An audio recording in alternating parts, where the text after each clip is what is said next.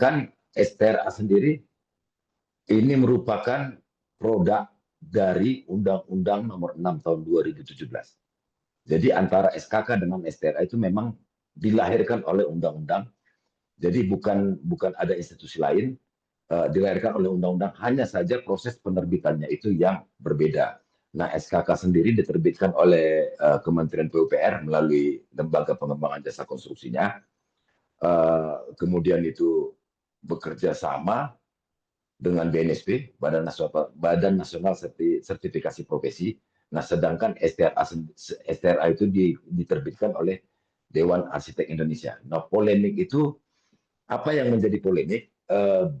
Beberapa pihak menganggap bahwa STRA itu tidak setara dengan SKK karena dia tidak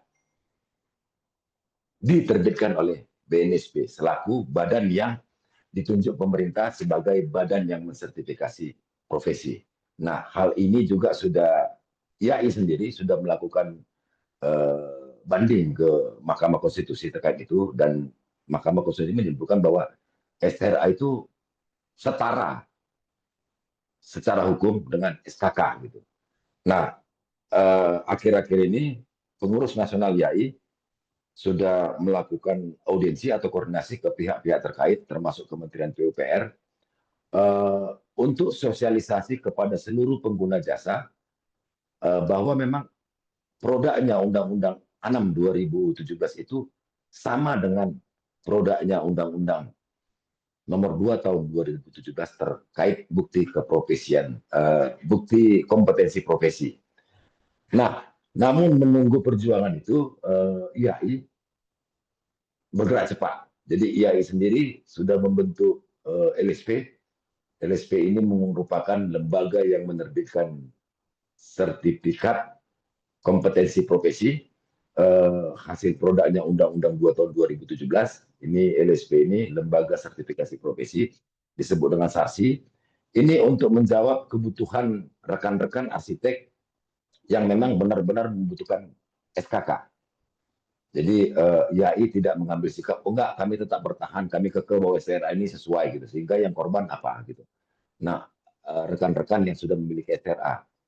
Nah, hal ini sangat dibutuhkan bagi rekan-rekan yang akan melakukan pengurusan sertifikat badan usaha. Karena persyaratan untuk sertifikat badan usaha, penanggung jawab pelayanan arsitektural itu harus memiliki SKK. Jadi tidak ada kata STRA di persyaratan peraturan lembaga yang menerbitkan sertifikat badan usaha. Jadi itu sebagai antisipasi dari IAI, dia bentuk SARSI. Nah, sekarang sudah ada ratusan ya kalau nggak salah update terakhir itu penerbitan SKK 101 arsitek oleh SARSI. Nah, walaupun memang tidak bisa dipungkiri beberapa LSP lain di luar SARSI itu sudah diberikan lampu hijau ya dalam tanda kutip untuk menerbitkan SKK bidang arsitek. Tapi ya syukurlah gitu.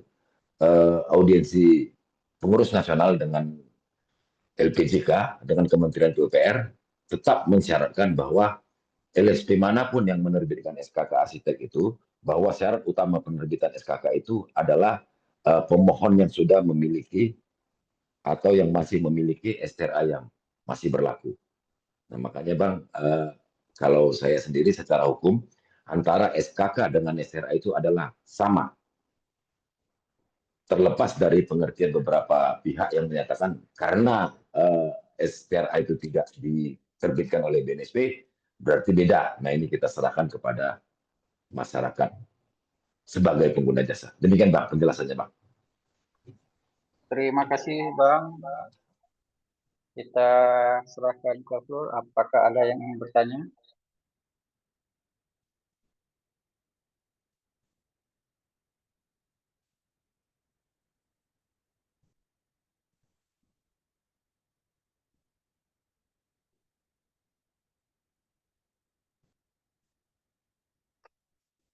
Yang bertanya silakan.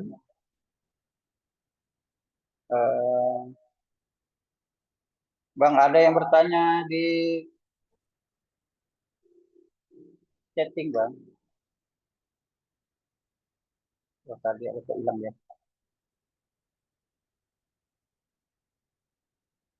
Halo. Ya. Muhammad Ya, Jufrizal ya. iya ya, Bang. Oke, Silakan dibaca dan dijawab langsung ya, Bang. siap, siap. Terima kasih Abang dan Muhammad Jufrizal. Salam kenal. Eh, Apakah untuk pengurusan PBG di Sumut sudah menggunakan lisensi atau cukup pakai SRA saja ya? Baik, bisa kami terangkan. Nah, seperti tadi kami jelaskan di awal, permohonan PBG itu diajukan ke Kementerian PUPR melalui portal SIMBG yang dikelola oleh masing-masing kabupaten daerah gitu ya. Artinya di Sumatera Utara itu ada 33 kabupaten kota. Eh, Sampai dengan saat ini informasi yang kami kumpulkan baru 2 wilayah yang menetapkan bahwa syarat untuk pengajuan PBG itu adalah lisensi, yaitu untuk pengelola SIMBG Kota Medan dan pengelola SIMBG di Kota Pematang Siantar. Nah, untuk kabupaten kota daerah lain memang belum mewajibkan lisensi sebagai persyaratan utama dalam pengurusan PBG. Mereka menetapkan sampai batas STRA itu sudah diizinkan untuk mengajukan permohonan PBG sebagai penanggung jawab dari pemohon atau sebagai arsiteknya, yaitu cukup STRA di 31 kabupaten kota lain. Nah, hal ini bisa kita maklumi karena apa gitu. Penyebaran arsitek berlisensi itu belum merata untuk 33 kabupaten kota yang ada di Sumatera Utara gitu. Jadi rekan-rekan dari pengurus provinsi pernah memetakan.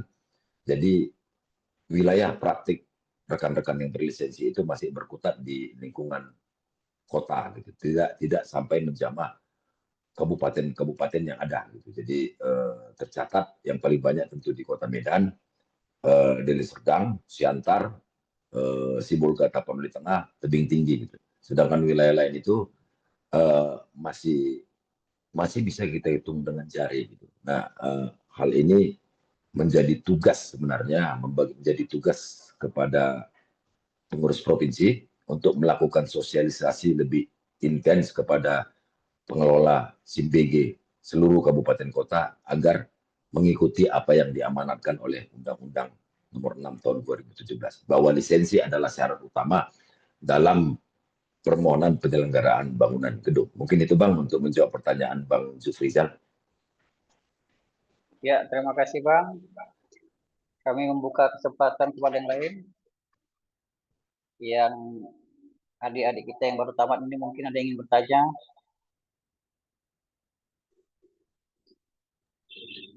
Izin Pak, mau bertanya bisa Pak? Ya, silakan, Bang. Langsung. Baik, terima kasih. Perkenalkan Pak, saya Andi Harifa dari Nias Pak. Silakan, Bang Andi. Oh, makasih Pak. Yang kami tanyakan di sini pertama ini menyangkut rekan-rekan juga dari Nias yang mau daftar. Pertama kendala kemarin dari Nias ada juga yang mau gabung ke IAI dan rencana mau daftar. Cuman yang menjadi kendala adalah pelaksanaan PKI itu kita kebetulan karena di luar pulau, istilahnya pulaunya ya bisa dibilang harus kalau ikut kalau ikut PKI kita harus naik pesawat atau naik kapal. Jadi kawan-kawan agak terkendala di situ. Apakah bisa melalui Zoom meeting atau bagaimana? Itu harapan dari teman-teman dari Nias. Yang kedua mengenai perpanjangan STRA, Pak. Nah, kebetulan saya ini sudah punya STRA di Nias dan kemudian syarat-syarat perpanjangan STRA itu apa saja sekarang, Pak? Kebetulan kan kalau untuk mengejar kita kegiatan di Nias tidak terlalu banyak. Dan kemudian mengenai anak-anak magang juga masih belum bisa. Belum ada yang daftar-daftar magang. Jadi mohon apa ya Pak istilahnya penjelasan lebih lanjut bagaimana untuk perpanjangan STRA. Kemudian Pak, itu pertanyaan yang kedua. Pertanyaan yang ketiga mengenai seandainya di sini yang sudah punya STRA sudah bisa menjadi yang namanya TPA. Nah, kebetulan di NIAS kan yang baru dapat STRA baru 1 orang, Pak. Jika menjadi TPA, nanti kayak mana perencananya, Pak? Mungkin itu saja yang bisa kami pertanyakan, Pak. Mohon petunjuk. Terima kasih. Terima kasih Bang Andi. Bisa langsung dijawab Bang Henry. Abang ngasih PR sama aku bang ya. Abang suruh aku memaparkan landasan hukum, dia nanya apa yang Tiba-tiba tanya Oke, tentang oke. perpanjangan. Coba aku bantu jawab ya. Nias. Oh. Oke. Kepulauan Nias ada 5 kabupaten, 4 kabupaten, 1 kota ya. Baik, PKE. PKE memang secara nasional juga PKE itu harus diselenggarakan secara offline. Jadi harus ada tatap muka gitu. Jadi sampai saat ini belum ada kemungkinan PKE itu bisa diselenggarakan secara online. Nah untuk Nias, ya Bang Andi juga tahu kita sudah berupaya merangkul kawan-kawan di Nias. Kemarin kita sudah pertama sekali sejarah IAI Sumut itu menyelenggarakan PKI di luar kota Medan ya. Kita buat di Nias, itu bisa merangkul 5 rekan-rekan baru anggota IAI di sana. Kita paparkan dan aku pikir hasilnya lebih kena ya, karena 5 orang itu kayak les private kemarin PKI itu ya. Kita waktu itu narasumbernya Bang Arsitek Arinfanto ya. Jadi dia ngasih pemaparan itu bisa langsung, ya bisa kita bilang dari hati ke hati. 5 kaidah kode etik dan tata laku profesi dia sampaikan. Nah, secara program kami anggap kegiatan itu berhasil, ya karena bisa langsung menyentuh rekan-rekan yang di sana. Tapi secara keikutsertaan, kami boleh bilang bahwa memang program itu jauh dari yang diharapkan. Kunjungan kita untuk pertama kalinya ke Nias itu memang diharapkan bisa merangkul semua. Yang bawah kami tahu banyak rekan-rekan yang belum bergabung dengan IAI di Kepulauan Nias gitu. Tapi ternyata hanya 5 orang yang berhasil kita rangkul untuk mengikuti PKI.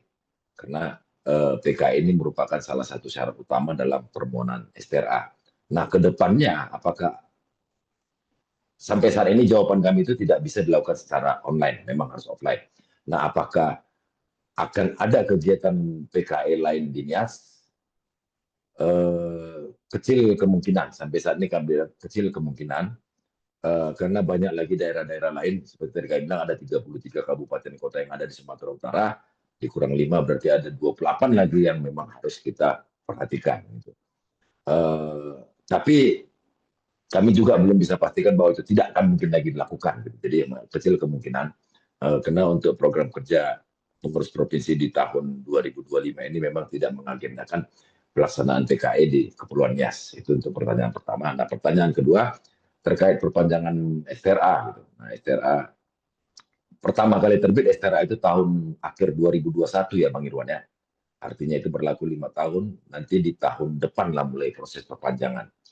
Nah, syarat yang ada itu memang kita harus mengumpulkan KUM itu sebanyak 200 untuk 5 tahun masa berlakunya STRA. Nah, ada kesulitan rekan-rekan di Nias dalam pengumpulan nilai KUM. Nah, kami pikir ini bukan menjadi suatu alasan karena banyak kegiatan yang dilakukan, baik itu di kepengurusan nasional maupun kepengurusan provinsi. Ini kami bilang kepengurusan provinsi, bukan kepengurusan provinsi Sumatera Utara yang dilakukan secara online. Gitu. Jadi ini boleh diikutin. Ini diikutin. Nah itu kan bisa mengumpulkan KUM. Itu salah satu cara dalam mengumpulkan KUM. Atau menghasilkan karya tulis. Jadi coba membuat karya tulis itu nanti akan ada tim verifikasi karya tulisnya di bidang keprofesian pengurus nasional dan akan menentukan nilai KUM untuk karya tulis gitu. Jadi itu memang merupakan syarat mutlak dalam perpanjangan STRA yang akan dimulai di akhir tahun 2026 yang akan datang. Mungkin itu untuk yang perpanjangan STRA. Yang ketiga tadi apa Bang Irwan? Kalau Cuman sendiri ya dia punya STRA di sana, terus dia jadi TPA. Oh, Siapa untuk pemohonnya? TPA. Baik. Nah, proses pengajuan TPA itu adalah masing-masing profesi arsitek langsung ke Kementerian PU melalui portal SIMBG. Jadi yang perlu dibawakan itu adalah rekomendasi dari asosiasi yang menyatakan bahwa si pemohon itu adalah layak untuk menjadi tim penilai ahli bangunan gedung. Nah, IAI sendiri sudah mengeluarkan standar siapa-siapa saja arsitek yang boleh diberikan rekomendasi, yaitu arsitek yang sudah memiliki pengalaman profesional atau pengalaman kerja minimal 12 tahun atau perpanjangan bukti kompetensi ya, kami garis bawahi bukti kompetensi minimal 3 kali perpanjangan. Ya, kenapa kami bilang bukti kompetensi? Karena STRA juga belum ada yang perpanjang gitu. Jadi mulai dari masa SKA dia dulu itu sudah ada memperpanjang. Inilah yang akan kita berikan rekomendasi sebagai tim penilai ahli bangunan gedung. Itu sebagai pengantar ya. Nah, pertanyaannya masuk logika. Cuma satu arsitek arsitek berarti sudah memiliki STRA yang ada di Kepulauan Nias. Nah, kalau yang satu itu sebagai TPA, siapa sebagai pemohonnya gitu ya. Ya. Berarti dia semua gitu lah ya. Nah gini, proses penyelenggaraan bangunan gedung, terutama pada tahap konsultasi itu boleh dilakukan secara online. Jadi konsultasi antara TPA dengan arsitek pemohon maupun klien itu boleh dilakukan secara online. Artinya apa? Suatu pemerintah kabupaten kota, pemerintah daerah, tidak harus menetapkan TPA yang bertugas di wilayah kerjanya itu adalah arsitek yang berdomisili di wilayah itu. Jadi bisa mengambil TPA atau arsitek yang berdomisili di wilayah lain. Demikian juga sebagai arsitek pemohon. Tidak harus ada yang berdomisili di wilayah itu. Jadi secara regulasi proses konsultasi untuk penyelenggaraan bangunan gedung itu dapat dilakukan secara online. Jadi jelas ini bisa menjawab bahwa kalau cuma satunya TPA di daerah situ, kalau dia jadi TPA di situ, satu arsitek yang profesional di situ, dia jadi TPA, siapa pula jadi pemohonnya gitu. Jadi enggak. Kalau untuk ini bisa dilakukan secara online. Nah, 4 kabupaten dan 1 kota di Kepulauan Nias itu boleh menetapkan TPA dari wilayah Kota Medan, TPA dari wilayah Sibolga sebagai TPA di 4 kabupaten dan 1 kota di Kepulauan Nias itu. Nah, pemohonnya ini lebih diserahkan kepada pengguna jasa atau klien. Dia mau pakai arsiteknya dari mana gitu. Sepanjang arsitek sebagai pemohon itu memenuhi syarat-syarat yang ditentukan oleh pengelola SIMBG di kabupaten kota tersebut. Demikian, Bang Irwan. Terima kasih, Bang Edwi. Kita membuka Sedikit pertanyaan tambahan, berikutnya. Bang Irwan. Ya, silakan. Oke, tadi yang masalah KUM juga sebetulnya ada banyak cara ya. Saya tambahkan sedikit, salah satunya itu sayembara. Itu banyak itu kegiatan sayembara dari provinsi lain, dari nasional juga banyak. Itu kalau kita ngikutin sayembara itu KUM-nya lebih besar gitu. Biarpun tidak menang, kita sudah masukin berkas, itu KUM-nya besar. Jadi bisa saja teman-teman yang lain itu ikut dalam proses sayembara karena KUM-nya lumayan besar timbang kegiatan-kegiatan seperti presentasi itu tidak terlalu besar nilainya gitu. Mungkin itu bisa dimanfaatkan juga sekaligus untuk mengasah kemampuan kita juga dalam proses sayembara. Mungkin itu sedikit tambahan saya untuk KUM ya. Terima kasih, Bang Najri. Kita membuka pertanyaan berikutnya. Kalau tidak ada, kita lanjut ke sesi berikutnya. Sudah ada Bang Najri di sini, sudah muncul ya. Nggak sabar deh. Nggak sabar ya. Ya, silakan Bang Najri untuk memberikan materi tentang KPN nomor 8 tahun 2025 tentang masa transisi program EPARM dalam permohonan STRA. Terima kasih Bang Hendri atas materinya, tapi kami berharap masih tetap di sini, mana tahu nanti ada pertanyaan-pertanyaan yang menyinggung-nyinggung tentang SDA lagi. Pada Bang Najri, kami persilahkan Bang waktu dan tempat. Baik, Bang Irwan, sebelumnya perkenalkan saya Arsitek Najri Fahmi. Selamat siang, selamat sore. Kebetulan hari ini saya diminta sebagai verifikator ya di UPT DAI Sumut, diminta untuk menerangkan masa transisi untuk proses EPARM.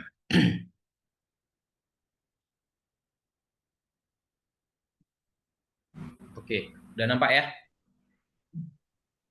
Oke, di sini saya akan membacakan dari KPN ya, Keputusan Pengurus Nasional nomor 8 tahun 2025 tentang revisi klausal keempat dan tabel simulasi dalam Keputusan Pengurus Nasional Transisi Program Ekivalensi Pendidikan Arsitektur dan Rekognisi Magang (EPARM) hingga 2025.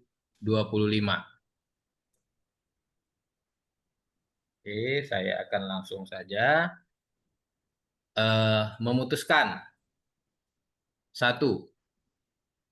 Merevisi klausal keempat menjadi dokumen yang diperlukan untuk diunggah pada menetapkan revisi klausal keempat dari tabel simulasi Keputusan Pengurus Nasional Transisi Program Ekivalensi Pendidikan Arsitektur dan Rekognisi Magang hingga Desember 2025.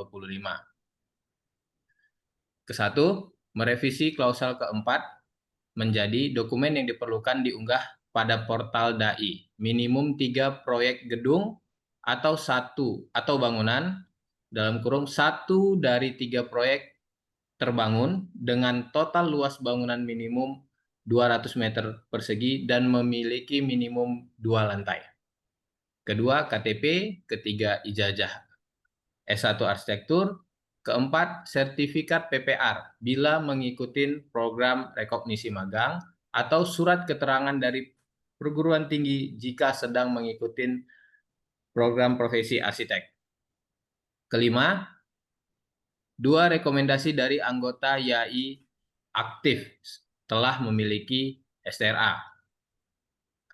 Keenam, telah mengikuti penataran kode etik arsitek yang dilakukan oleh IAI atau di mata kuliah kode etik yang diselenggarakan oleh PPAR dibuktikan dengan sertifikat kepesertaan kode etik atau surat keterangan dari pengurus provinsi jika sertifikat penataran kode etik IAI sedang berproses atau melampirkan nilai studi mata kuliah kode etik pada bagian dashboard pemohon diunggah pada bagian dokumen lainnya.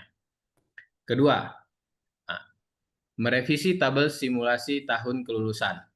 Di sini ada tabel yang mana yang diperbolehkan untuk sampai dengan 23 Desember 2025 ini adalah tahun kelulusan 2019 dan sebelumnya 2020, 2021, 2022, dan 2023 serta 2024. Di sini dijelaskan sampai dengan Desember 2025 telah bekerja minimum yang 2019 sampai dengan 2000 sebelumnya itu adalah 6 tahun mengikuti jalur EPARM. Syaratnya tidak ada. Pemenuhan pengalaman kerja atau PPR tidak ada. Estimasi ujian 2026. 2020 diperkirakan telah bekerja 5 tahun, alurnya EPARM. Syarat 1 tahun kerja. Tahun pemenuhan pengalaman kerja di 2026. Di 2027 estimasi akan dapat ikut ujian. Seterusnya sampai dengan 2024 diperkirakan 1 tahun bekerja, prosesnya bisa ada 2, EPARM dan rekognisi magang. Yang pertama, kalau EPARM dia 5 tahun kerja, pemenuhannya berarti dia harus memenuhi masa kerjanya sampai dengan 2030 dan estimasi dapat ikut ujian ujian SRA itu di 2031. Tapi kalau mengikutin RM berarti harus ada ikut kuliah PPAR dan plus kerja 1 tahun. Jadi dapat mengikuti ujian di 2027. Ketiga, sistem registrasi. Program EPRM diakses melalui sistem portal yang sama dengan pengajuan permohonan SRA di bawah pengelolaan Dewan Arsitek Indonesia. Maaf ya, sebentar.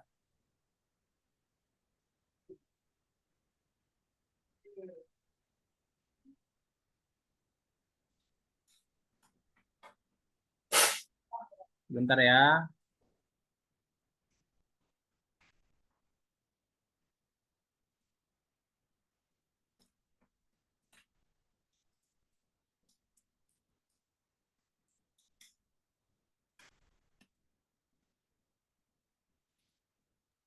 Oke, maaf ya. Oke, dilanjut. Keempat, khusus tahun kelulusan. Program EPRM dapat diikuti oleh sarjana arsitektur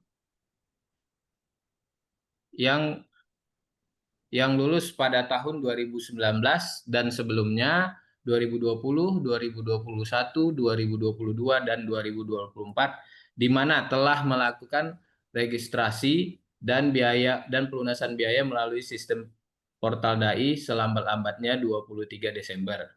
Dan melunasin biaya administrasi untuk program ekuivalensi pendidikan arsitektur dan rekognisi magang dengan rincian untuk anggota IAI adalah 500.000 dan non IAI 750.000. Yang keenam, ketentuan peralihan. Terbitnya keputusan ini sekaligus mencabut KPN yang sebelumnya, KPN nomor 11 2025 tentang transisi program ekuivalensi pendidikan arsitektur dan rekognisi magang EPRM hingga 2025. Oke, ini adalah KPN nomor 8 tahun 2005 yang mana ini merupakan dasar yang terakhir ya untuk proses transisi kita di EPRM ini. Mungkin kita langsung tanya jawab aja ya Bang Iwan ya. Boleh Bang.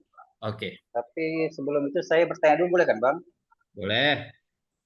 Tadi di situ ada dia pendaftarannya. Kalau IAI 500.000, non IAI 750.000. Pertanyaannya Bang, berarti anggota non IAI yang bukan anggota IAI bisa mengikuti program EPAM ini Bang? Untuk sekarang masih bisa. Tapi untuk kedepannya kita belum tahu dari keputusan DAI seperti apa. Tetapi kita yang namanya lulusan arsitektur itu bisa diterima. Iya. Artinya yang bukan anggota IAI itu masih bisa mengikuti program EPRM ini ya Bang? Bisa. Tetapi kan di situ ada di dalamnya harus mengikuti kode etik. Nah, jadi sebetulnya kan ya kalau sudah ngikutin kode etik separuh laginya untuk menjadi anggota IAI, Bang. Kan gitu. Lebih mahal biayanya ikut kode etik aja timbang mendaftar jadi anggota, Bang. Nah, ya itu pilihan sih. Tetapi mungkin ke depannya kita belum tahu ya gimana dari Dewan Arsitek Indonesia, apakah mempersyaratkan harus anggota IAI sepenuhnya atau masih boleh non IAI.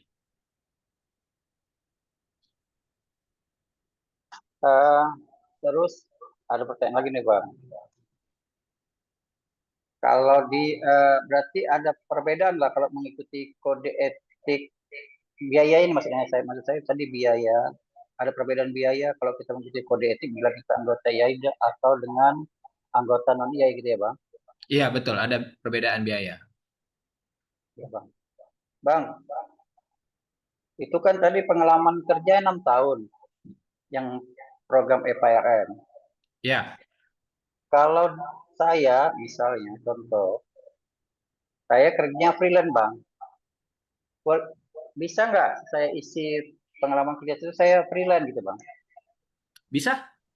Yang penting dia bisa menjelaskan dokumennya, dia bisa menjelaskan memberikan kontrak kerjanya terhadap siapa dia bekerja pada masa freelance itu sih nggak ada masalah.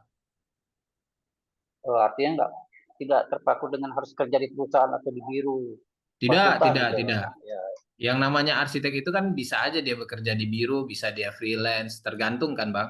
Ya kalau misalnya kita yang apa memang biasanya rumah-rumah tinggal pribadi ya kerja freelance sendiri-sendiri juga bisa gitu. Jadi tidak ada masalah gitu. iya, Bang. Bang, untuk tamatan tahun 2024, berarti kan dia pengalamannya baru setahun nih, Bang. Ya, Terus, bila yang bersangkutan ingin mengikuti program EPRM ini, daftarnya harus sekarang atau nanti, setelah 6 tahun, Bang? oke. Untuk tamatan tahun 2024 disarankan mengikutinya dari sekarang gitu, mendaftarnya dari sekarang. Karena memang sih dia ada dua pilihan. Kalau dia sekarang sudah terdaftar di kuliah PPAR, dia mendaftar sekarang, biarpun dia belum lulus PPAR, itu sudah dihitung gitu. Jadi dia tinggal pemenuhannya 1 tahun lagi saja untuk masa kerja dia yang dipenuhin. Sementara kalau dia tidak ikut PPAR dan dia tidak mendaftar di 2025 ini di tanggal 23, dia mendaftarnya di 2026 misalnya Januari, dia diharuskan mengikuti PPAR dan mengikuti sesuai sudah yang normal dia gitu. Pemenuhannya dia tambah 6 tahun 2 tahun lagi gitu. Kalau dia mendaftar sekarang, dia tidak perlu PPAR, tetapi dia harus memenuhi 6 tahun kerja. Berarti kalau dia 2024 tamatnya, diestimasikan dia bekerja 6 tahun itu di 2030, di 2031 dia diestimasikan sudah bisa ikut ujian STRA. Berarti menurut aturan sebenarnya permohonan STRA ini seorang pemohon itu harus sudah ikut PPA dan magang 4.000 jam gitu ya, Bang? Iya, 4.000 jam atau kurang lebih 2 tahun ya. Itu bila mendaftar di atas tanggal 23 Desember. Iya, betul. Oke, Bang, terima kasih. Kita beralih ke kolom chat, Bang. Ada yang bertanya. Yang pertama terkait dengan surat rekomendasi dari anggota yang sudah memiliki SRA, bolehkah yang merekomendasi itu di luar keanggotaan kita? Misalnya kita dari Sumut, yang merekomendasi dari Aceh atau dari Jakarta gitu, Bang. Boleh. Yang penting dia sudah ber-STRA dan aktif. Oh, seluruh Karena Indonesia berlaku ya? seluruh Indonesia berlaku. Nanti kan kita akan biasanya kalau diverifikasi kita akan cross check sebetulnya kan. Yang penting sudah bisa dibuktikan siapa yang memberikan rekomendasi gitu. Iya, iya. Itu tadi yang bertanya kakak kita Nurmila Dewi. Berikutnya ada pertanyaan dari abang kita Antonius Amonio Gulu. Oh, dia minta modulnya bisa dikirim gitu. Bisa, nanti mau ada yang kirimkan ya. Oke. Kita serahkan kepada Flor. Ingin bertanya langsung boleh? Izin bertanya Pak. Ya, Ya, silakan Bang Ahmadin. Kan dulu saya pernah baca tuh kalau yang tidak lulus arsitektur bisa mendapatkan STRA, ya kan? Nah, ini kan saya kan lulus D3 arsitektur tuh 2015. Nah, pengalaman kerja kan sampai 2025 ini kan udah 10 tahun. Apakah itu dipertimbangkan atau tidak dalam mendapatkan STRA? Nah, oke. pertama itu, yang kedua untuk kode etik. Dulu kan saya pernah ikutin kode etik di IAI Lampung. apakah kode etik di IAI Lampung itu bisa nggak saya masukkan dalam persyaratan nanti ketika saya masuk IAI Lumut sudah sudah mengikuti kode etik IAI gitu. Mungkin materinya sama gitu. Atau harus ngikutin kode etik IAI lagi gitu. Terima kasih, Pak. Oke, baik. Kalau pertanyaan pertama ya, D3 arsitektur. Yang setahu saya untuk D3 arsitektur itu kan sebetulnya satu dia sebenarnya akan masuk yang namanya ke RPL sebetulnya. Pemenuhannya RPL karena yang namanya arsitek itu kan dia harus 5 tahun ya, 5 tahun kuliah plus 2 tahun pengalaman kerja gitu. Ini memang pengalaman kerjanya sudah banyak gitu.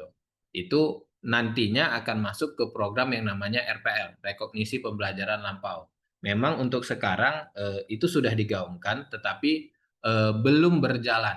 Mungkin kita tinggal tunggu waktu saja untuk berjalannya yang namanya RPL.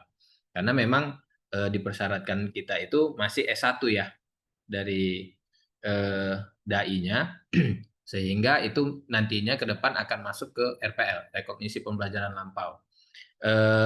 Yang kedua mengenai kode etik IAI Lampung, bisa gitu. Karena dia sudah mengikuti kode etik, silahkan pakai sertifikat kode etiknya untuk mendaftar ya. Jadi misalnya gini Pak, kan saya kan 2002 lulus S1-nya 2020. Nah, S1. S1-nya 2020. Oke, berarti D3, sudah melanjut ke S1 nih ya? Udah. Oke. Jadi D3-nya 2015. Oke, ya. Jadi kan rentang waktu 2015 ke 2020 itu kan pengalaman kerjanya kan sudah ada. Ya. Ya kan, maksud saya apakah itu dipertimbangkan atau memang yang dianggap ya lulus S1-nya gitu. Ya. Itu yang dianggap lulus S1-nya. Untuk sementara seperti itu gitu. Tetapi kalau mau ngikut RPL kita nunggu lagi nih. Karena launching untuk pelaksanaannya benar-benar kan belum di-launching gitu kan. Ya kalau mau duluan silahkan daftarkan saja dulu untuk dari S1-nya, berarti kalau 2020 selesainya ya. Kalau 2020 selesai berarti kita direncanakan Abang itu akan ujian di 2027 ya. Karena dia 6 tahun pengalaman. Kalau nanti Abang mendaftarnya di Januari 2026, Abang diharuskan untuk ikut PPAR, Bang. Nah, pilihannya sih itu gitu. Nah, mungkin itu sih, Bang. Oke, terima kasih, Bang. Ya.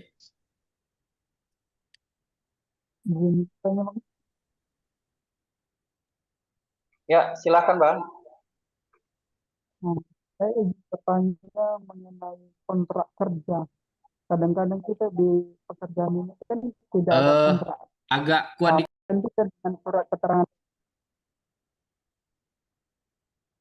Iya Bang, putus-putus Bang. Kontrak kerja, mengenai kontrak kerja Bang. Iya. Kan kita tidak punya kontrak kerja.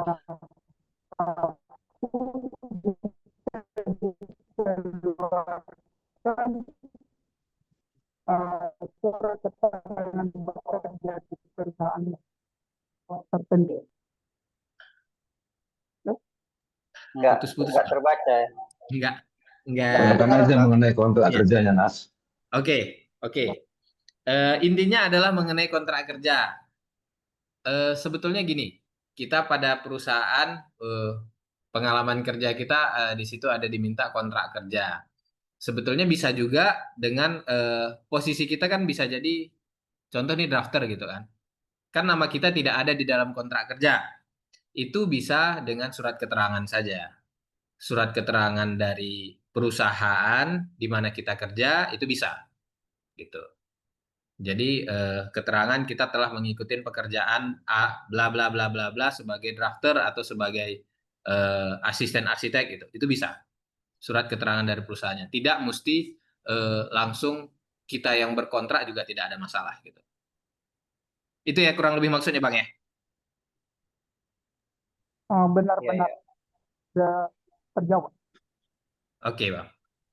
Ya, juga ada juga pertanyaan ini juga sama seperti Bang Rinaldi, jika klien selama ini pribadi, jadi tidak ada kontrak kerja, jadi bagaimana Bang? Jadi itu sama ya jawabannya ya. surat keterangan saja.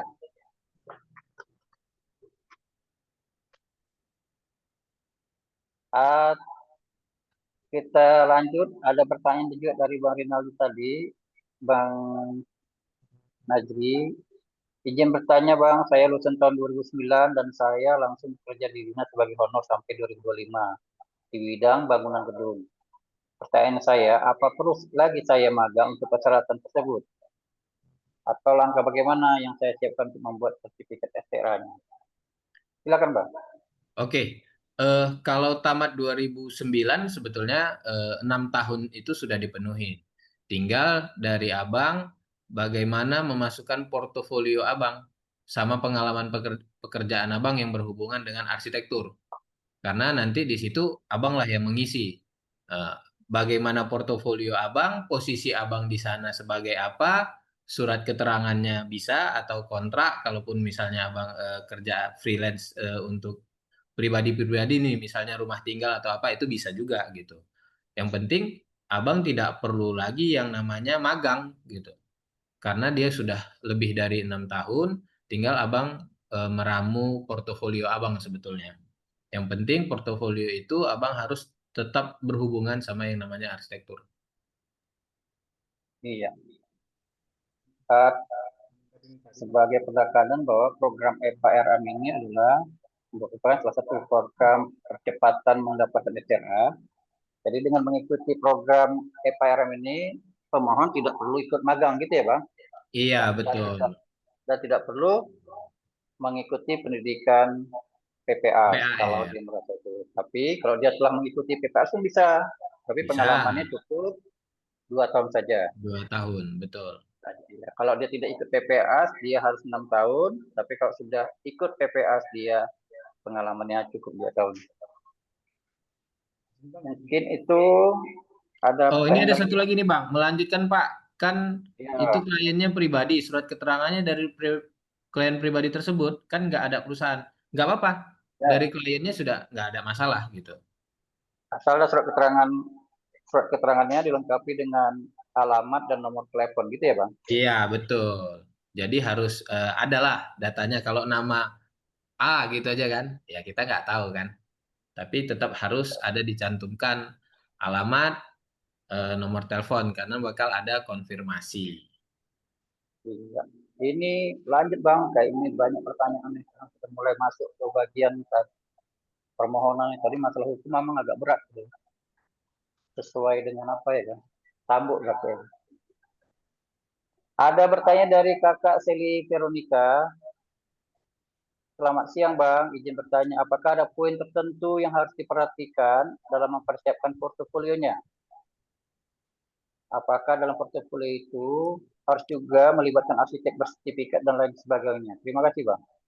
Oke, kalau untuk menyiapkan portofolio, kita kalau di upload di DAI ya, itu minimal denah tampak potongan ya, denah tampak potongan kalau ada 3D, foto bangunan terbangun. Jadi dia tidak semua detail gambar diminta gitu, tetapi dia gambarnya ya harus lebih detail ya, jelas dia bukan hanya kotak-kotak atau seperti apa, foto terbangun juga harus ada gitu. Baru apakah portofolio harus melibatkan arsitek bersertifikat? Tidak gitu. Sebelum-sebelumnya kalau kita sudah lama ada juga yang berprofesi sebagai arsitek tetapi dia tidak bersertifikat. Di portofolio juga kita tidak mesti sebagai arsitek gitu. Sebagai drafter juga boleh gitu. Tidak mesti di gambar itu kita arsiteknya saya gitu. Kebetulan kita ada proyek yang besar nih, karena butuhnya 200 meter persegi, ini ada yang 600 meter persegi, kita sebagai drafter tidak ada masalah. Yang penting itu kita bisa menunjukkan dokumennya, foto terbangunnya gitu. Iya. Lanjut Selain Pak. tadi gambar, benar tampak potongan, kalau ada 3D-nya 3D, foto terbangun, dan jangan lupa tadi surat keterangan ya Bang. Surat keterangan ya, betul. Referensi ya. Pertanyaan berikutnya Bang, dari Bang Turutudu. Ini lebih rajin menulis mereka daripada bertanya langsung ya. Apa ini? Ketika sudah lengkap dokumen di portal DAI, berarti sudah bisa melakukan pendaftaran SRA. Selanjutnya menunggu verifikasi dari PT IAI Sumut. Apakah menunggu dokumen lengkap semua daftar atau gimana, Bang? Ya, jadi kalau kita buka yang portal DAI, dia harus hijau dulu semua, baru kita bisa bermohon. Kalau masih ada data yang kurang, dia belum centang hijau, ya nggak bisa daftar gitu. Setelah oke, daftar, itu selanjutnya memang menunggu verifikasi dan validasi dari Iya, UPT DAI. nanti setelah ini akan ada demonstrasi membuka portal DAI oleh Kak Mawada ya. Berikutnya dari Kak Nurmila Dewi. Bertanya, Yang Pak. bertanya. Iya. Ya silakan. Izin bertanya, Pak. Ini Silakan. ada 2 pertanyaan, Pak. Yang pertama, apakah ini yang surat tadi itu, keputusan tadi itu berlaku untuk semua anggota IAI yang ada di seluruh Indonesia atau tidak? Itu yang pertama. Lalu yang kedua, apa boleh anggota IAI lain ikut ikut EPAM atau ujiannya itu di Medan, Pak? Sedangkan dia anggotanya bukan di IAI Medan. Mungkin itu, Pak, Oke. pertanyaan dari saya. Terima kasih. Oke.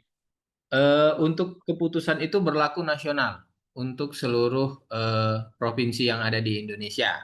Jadi karena namanya KPN, keputusan nasional, itu berlakunya nasional. Semua provinsi mengikuti keputusan yang sudah diterbitkan oleh nasional. Oke. EPARM, boleh nggak ujian di Medan? Boleh, gitu. Boleh nggak ujian di Aceh? Boleh, gitu. Jadi memang untuk ujian itu bisa saja dalam bulan ini hanya diadakan di misalnya Jakarta, Makassar, dan Palembang gitu kan.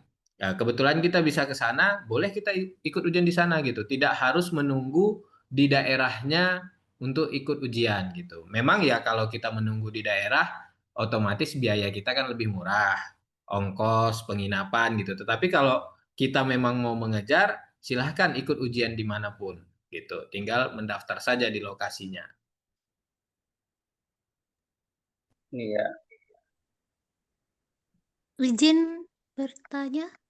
Ya, Ya, silakan, Kak. Iya, Pak, saya mau tanya. Untuk mengikuti program EPRM ini kira-kira berapa biaya yang dibutuhkan ya?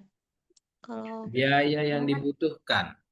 iya, Kak bawah dah tinggal Kak. Ya, ya, terima kasih. saya juga kurang hafal. Oke, kalau untuk total itu dia pendaftaran yang pertama kalau nggak salah 2,5 juta, baru nanti setelah ada proses verifikasi validasi itu ada bayaran untuk anggota IAI 500.000, non IAI 750. Jadi kurang lebih 3 juta. Itu hanya untuk sampai pendaftaran, ya kan? Nanti untuk ujian beda lagi. Berarti ketika mengajukan di portal DAI, peserta pemohon membayar 2,5 juta gitu ya, Bang? Iya, betul. Setelah dia membuka portal dan membayar, ketika dia ingin mengajukan EPAM, dia bayar 500.000 untuk anggota Ya. IAI, 750.000 untuk anggota non IAI. Iya, betul. Oke, ada lagi yang bertanya, Kak? Silakan. Saya Pak izin bertanya. Ya, Silakan. Saya kan lulusan S1 tahun 2023.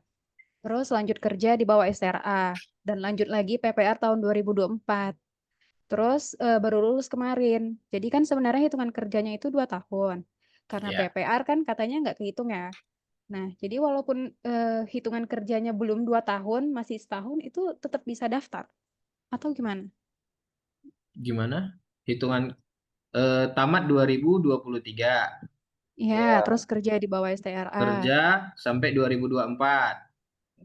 Iya, karena kan 2024 saya udah daftar PPR. Tapi Oke. waktu PPR itu saya tetap kerja. Tapi kan nggak dihitung.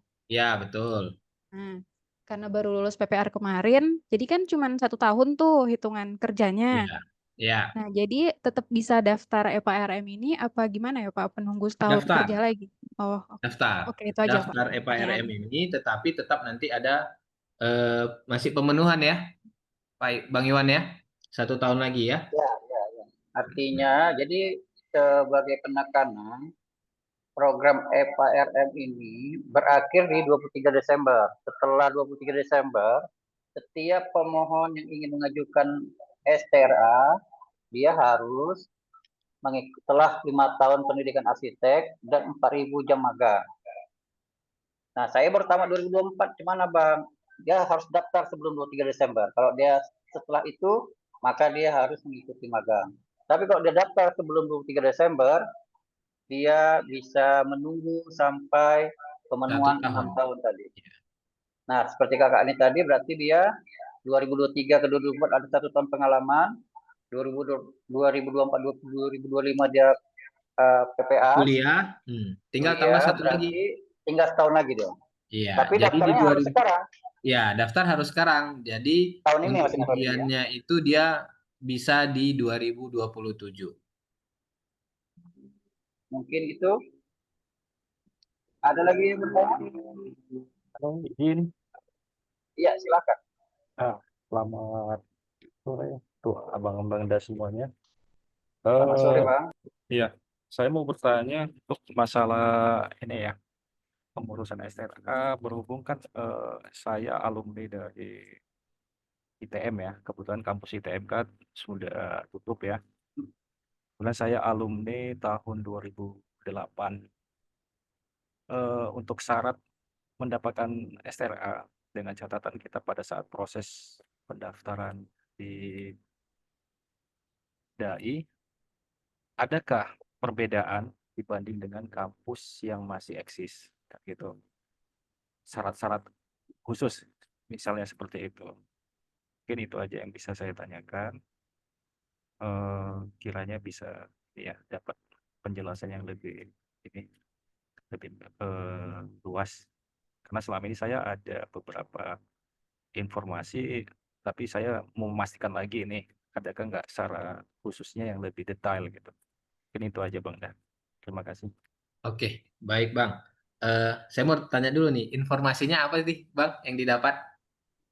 Kalau nggak salah kemarin itu sempat saya tanyakan, harus ada rekomendasi yang menyatakan dari pihak IAI Sumut, bahwasannya menyatakan kampus di mana saya bernaung dulu itu telah tutup gitu.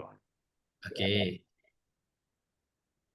itu Jadi ya. untuk memperjelasnya, apakah cukup dengan surat rekomendasi dari IAI-nya atau dengan dilampirkan juga dari pihak Diktinya gitu. Ya. Eh, jadi kalau sebelum-sebelumnya itu dia memang ada dilampirkan ya, bahwasannya kita memberitahukan memang kampusnya sudah tutup gitu.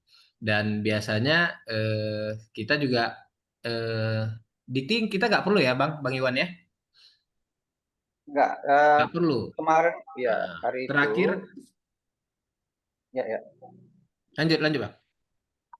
itu ketika di portal dia itu ada memilih tamatan kampus mana gitu.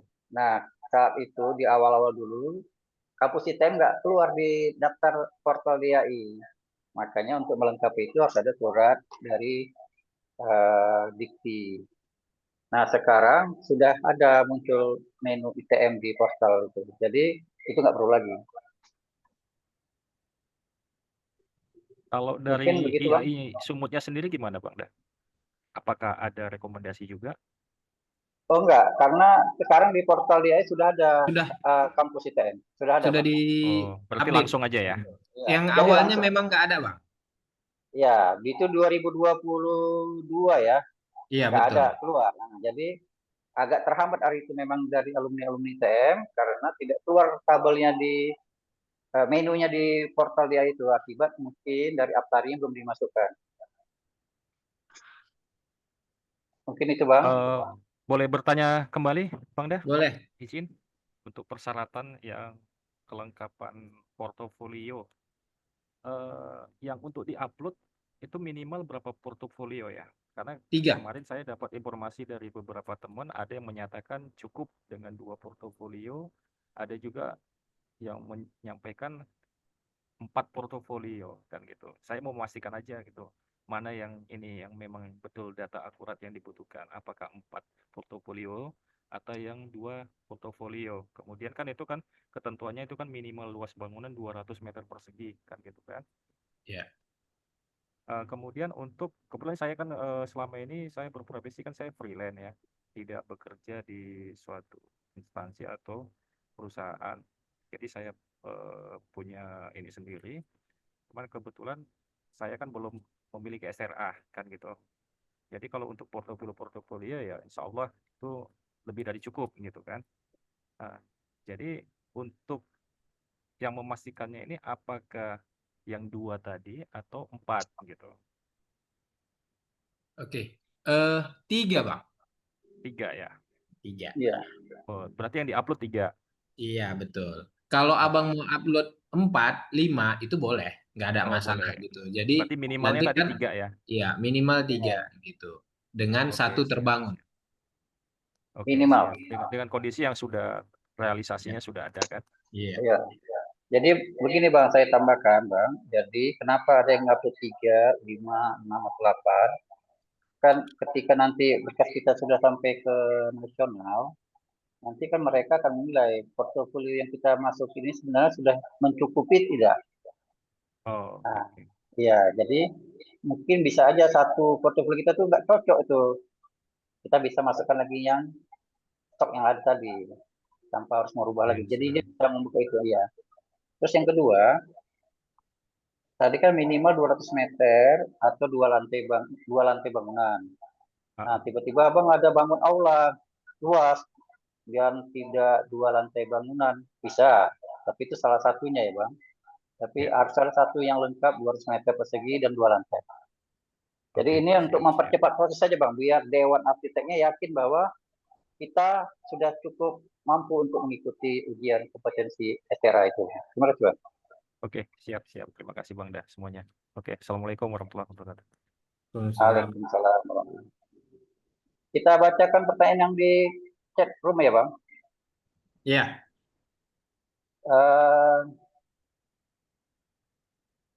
Apakah bisa karya arsitektur itu yang bersifat penawaran dalam proyek belum terbangun secara fisik?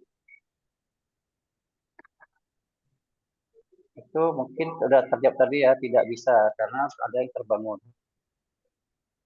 Minimal 1 yang terbangun. Apakah proyek renovasi bisa, Bang? Kalau renovasi tidak bisa. Tidak bisa ya. Ya. Jadi renovasi interior, Bang? Tidak bisa. Jadi murni perencanaan bangunan ya? Iya, betul. Lapangan padel berulang nggak, Bang? Lapangan padel, ya silahkan dimasukkan itu, tapi tingkat bangunannya ya? kompleksitasnya nanti akan dinilai dari pusat. Satu lagi Pak tambahan, kalau misalkan dia hasil sayembara itu termasuk portofolio atau gimana Pak? Termasuk portofolio, tetapi juga dia harus melampirkan sertifikatnya berarti minimal kan gitu.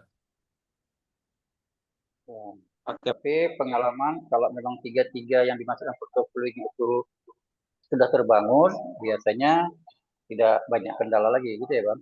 Iya, betul. Izin bertanya, Bang. Ya.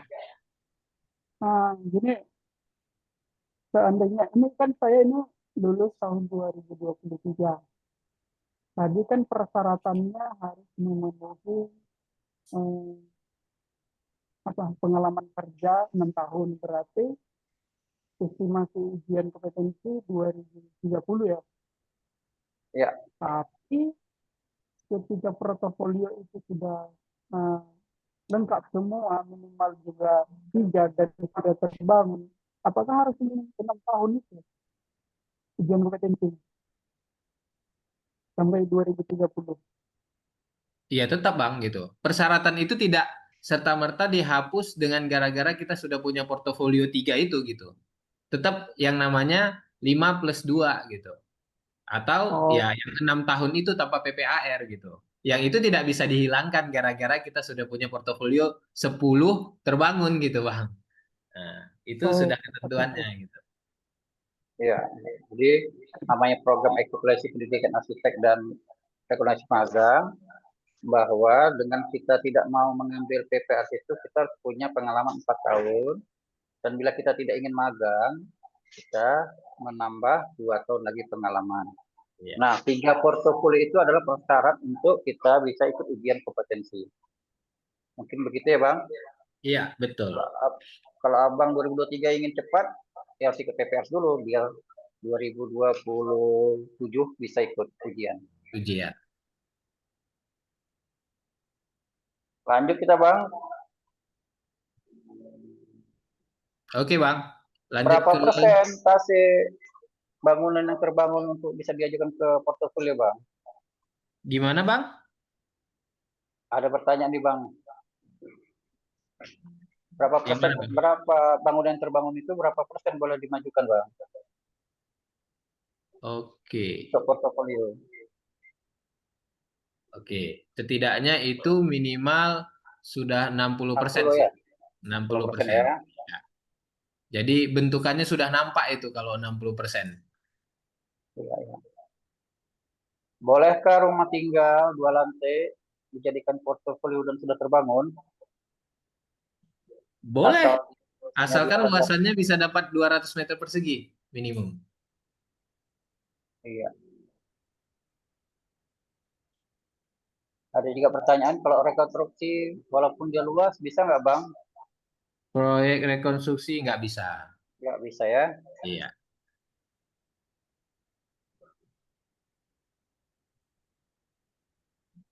Ada lagi? Izin Bang Dah. Ya, Ya. silakan, Satu Bang. lagi. Kalau misalnya kita tangani untuk perencanaan kawasan ya, komplek perumahan misalnya, kan gitu. Ya. Itu yang dihitung apakah per satu unitnya atau secara globalnya untuk mendapatkan luasan bangunan. Ini mungkin saya mewakili teman-teman yang bertanya gitu ya. Tergantung kompleksitas sebetulnya, Bang. Kalau dia abang tipe 36 semuanya, dia tidak bisa juga kita anggap itu sebagai dia 100 unit tipe 36 udah 3.600 kan gitu kan, Bang? Iya, berarti Enggak. Jadi dia perhitungannya per tipe ya. iya per tipe. Terus dia kan kalau satu komplek itu kan berarti abang ada fasilitasnya, ada yang namanya clubhouse atau apa gitu. Nah, itu bisa jadi pertimbangan gitu. Jadi hitungannya satu komplek. Tapi kalau abang hitung karena dia 100 unit jadi 3.600 gitu, itu nggak bisa, Bang.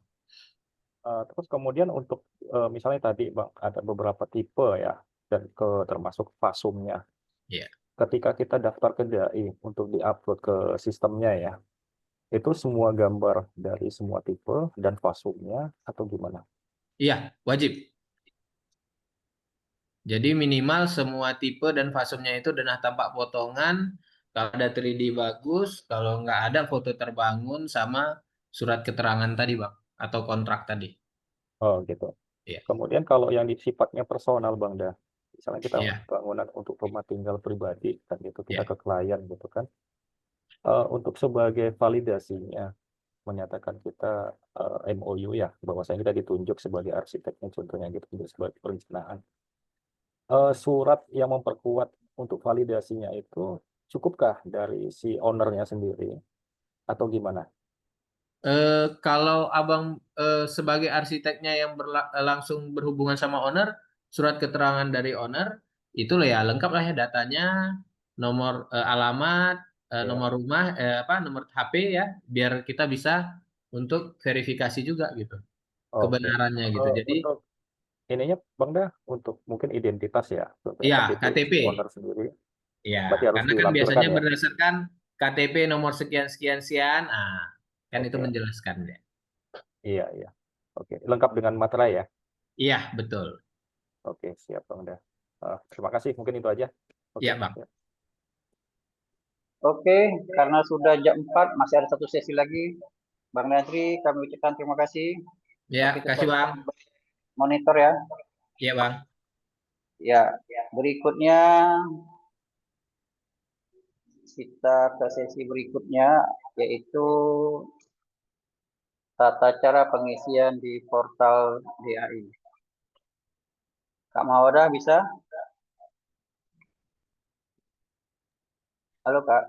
Halo, oke. Ya Pak, dengar suara saya? Iya. Benar. Siapa Bang yang jadi share-nya? Iya, boleh saya aja Pak. Oh, nah.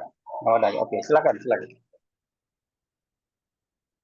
Oke, selamat sore Bapak Ibu. Perkenalkan saya Mawadah, admin sekaligus verifikator untuk UPT DAI Sumut. Izinkan saya untuk membagikan tata cara pengisian berkas di portal DAI. Saya share screen dulu.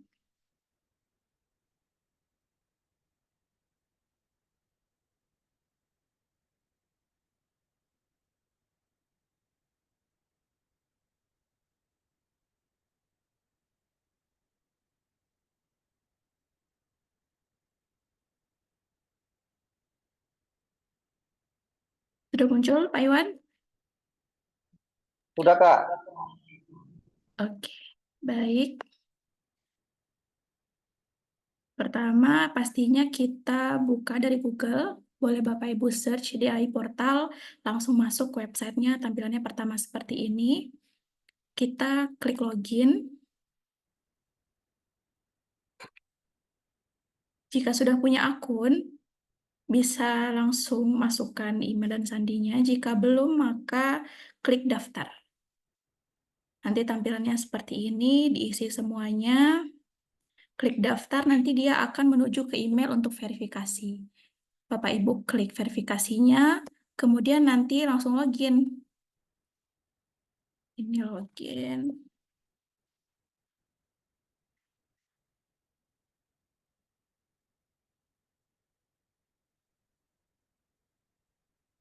Nanti tampilannya akan seperti ini.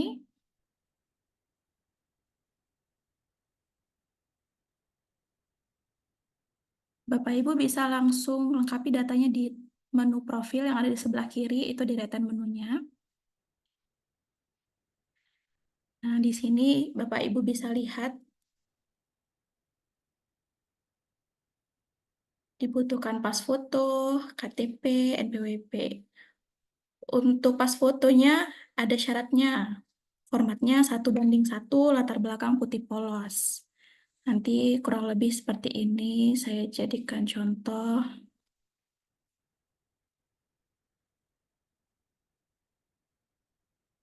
Ini contoh aja Bapak Ibu. Fotonya saya blur, kemudian KTP.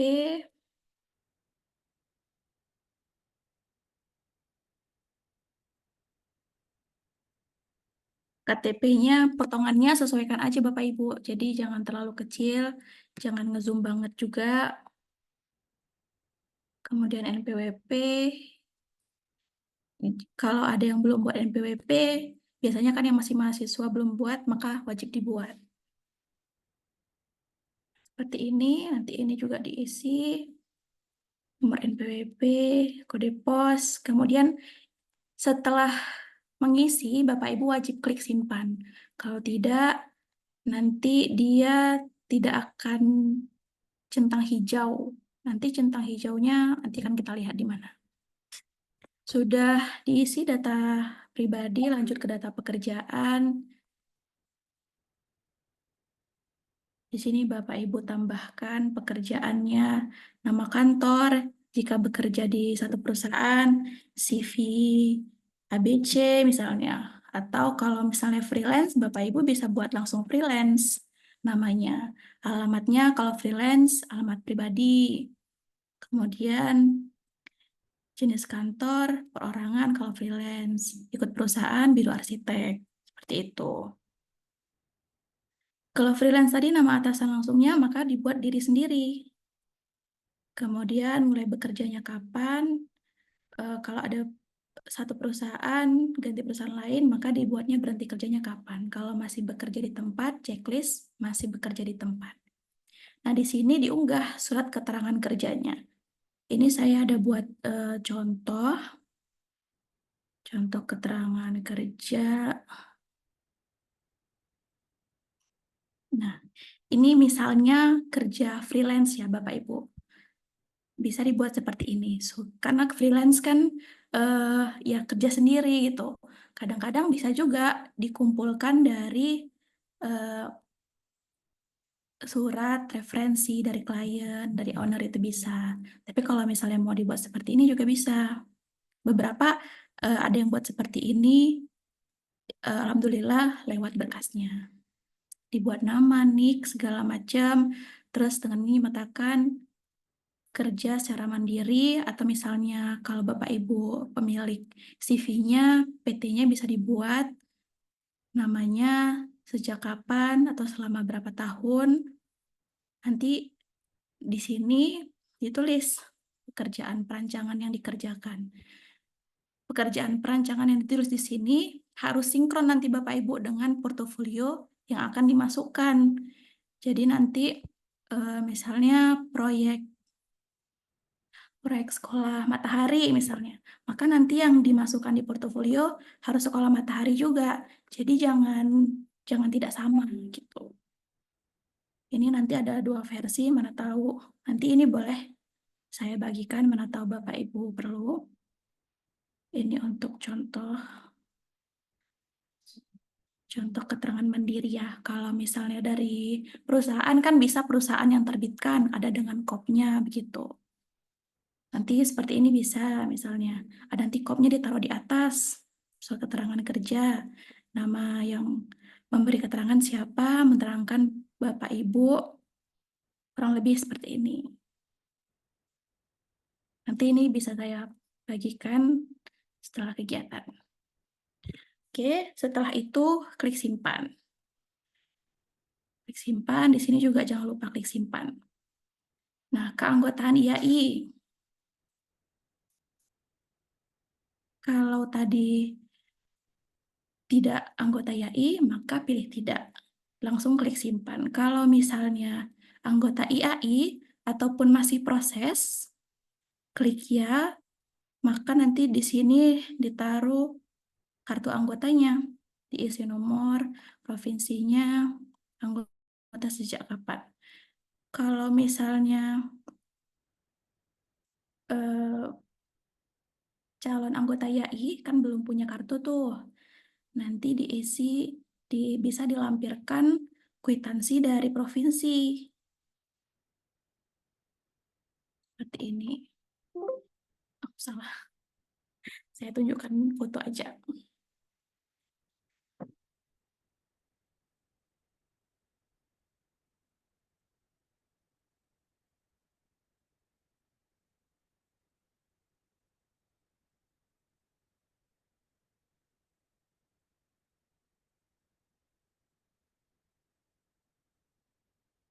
Nanti tampilannya seperti ini. Nanti ditampilkan kwitansi bukti bayarnya dari provinsi masing-masing. Kalau misalnya anggota IAI, tapi belum ada kartu anggota terakhir 2025, bisa dilampirkan seperti ini. Kartu anggota tahun sebelumnya dengan kwitansi terakhir. Sudah, nanti klik simpan, lanjut di keprofesian.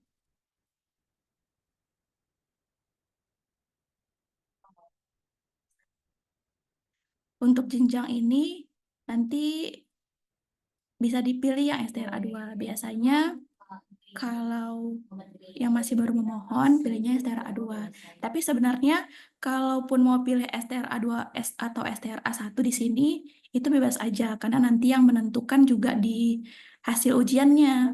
Hasil ujiannya, Bapak Ibu lulusnya di STRA 1 atau bisa STRA 2. Gitu.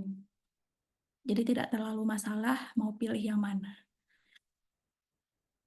Kemudian di sini kode etik, nanti diupload sertifikat kode etiknya. Kalau untuk PPAR kan biasanya nih nggak mengikuti kode etik ya, karena di PPAR sudah ikut etika profesi. Yang dicantumkan adalah transkrip nilai PPAR-nya. Nanti di-highlight bagian etika profesi.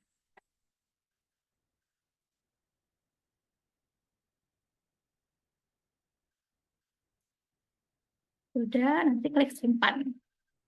Dokumen lain ini tidak usah diisi di bagian keprofesian, isi kode etik aja.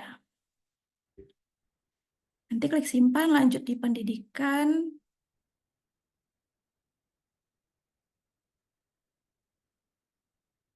Nanti di sini diisi pendidikan S1-nya. Jenjangnya misalnya S1, gelarnya ST. Nanti di sini Bapak Ibu tinggal cari aja nama universitasnya. Misalnya tadi ITM, Institut Teknologi Medan. Sudah ada, tinggal diklik. Isi kotanya, Medan, negara, tahun, dan unggahnya ijazah asli ya Bapak Ibu. Ijazah asli, bukan ijazah transkrip, bukan ijazah legalisir, bukan ijazah fotokopian. Nanti klik simpan. Untuk yang PPAR juga dimasukkan di sini. Kan tadi ada pilihannya PPAR. Itu PPAR. Untuk PKB ini tidak perlu diisi karena kita tidak mengumpulkan KUM. Sudah. Untuk tahap pertama, untuk proses verifikasi sebenarnya mengisi profil sudah cukup. Untuk portofolio itu bisa menyusul setelahnya. Tapi alangkah lebih baiknya dipersiapkan juga. Karena kan sudah mau dekat waktunya 23 Desember. Nanti di portofolio, klik menu portofolio, Bapak Ibu tambahkan proyeknya, diisi nama proyeknya apa, pemiliknya siapa, keterlibatannya, konseptual, skematik, pengembang desain, dokumen tender, atau pengawasan lapangan. Ini boleh dipilih lebih dari satu. Untuk proyeknya kita yang perencanaan ya Bapak Ibu, jadi kalau hanya pengawasan itu tidak bisa. Mesti ada keterlibatan di perencanaan. Alamat, provinsi, tahun mulainya, tahun selesai, status proyeknya tidak jadi dibangunkah, sedang dalam proses konstruksi, atau sudah selesai konstruksi, luas tanah, peran Bapak Ibu dalam proyek pilihannya ada desainer atau asisten arsitek. Kalau misalnya drafter atau bagian tidak dijelaskan, pokoknya dia sebagai asisten arsitek bisa pilih desainer aja. Nanti unggah, ada masing-masing bagiannya. Unggah bukti project atau gambarnya di sini, ada bacaan unggah bukti project. Kalau unggah kontrak, itu surat tadi diunggah di bagian kontrak. Nah, untuk ini, bukti project memang katanya batas maksimal adalah 15 file. Bapak Ibu boleh upload 15 file. Tapi kalau Bapak Ibu upload 15 file, sebenarnya itu akan membingungkan. Karena akan lebih banyak waktu yang dicek. Akan diperlukan waktu lebih banyak untuk mengeceknya. Jadi sebaiknya Bapak Ibu paling tidak 3-4 file aja. Jadi digabungin. Kayak kan yang dibutuhkan kan hanya DTP. Dana tampak potongan. Jadi bisa, kalau misalnya besar banget, kan minimal 3 MB ya. Satu file minimal 3 MB.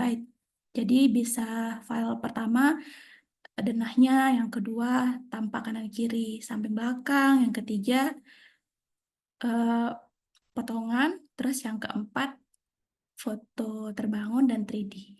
Jadi yang memang diperlukan hanya itu aja. Kalau detail kayak aliran listrik atau segala macam itu nggak usah dicantumkan, nggak apa-apa. Untuk oh ya, contoh gambar kerja ya, biasanya ini juga agak buat catatan di pusat gitu. Jadi kadang-kadang ada yang cuma naruh gambar aja, nggak ada kopnya. Jadi kita harus ada kop ya Bapak Ibu. Posisi kop itu menurut pada standar kelengkapan PUPR. Bisa seperti ini, di samping kanan, biasanya kan seperti itu ya. Bisa di samping kanan atau di bawah juga boleh sih. Ada juga yang letak di bawah, bisa. Seperti ini kurang lebih contoh gambarnya. Oke, nanti ini yang bagian di bawah tambah detail ini tidak perlu diisi, tidak apa-apa, yang bagian atasnya saja. Kemudian nanti klik simpan. Klik simpan, di sini juga klik simpan. Kemudian sudah dilengkapi nih profil sama portofolionya. Bapak Ibu pilih menu STRA, ajukan permohonan baru.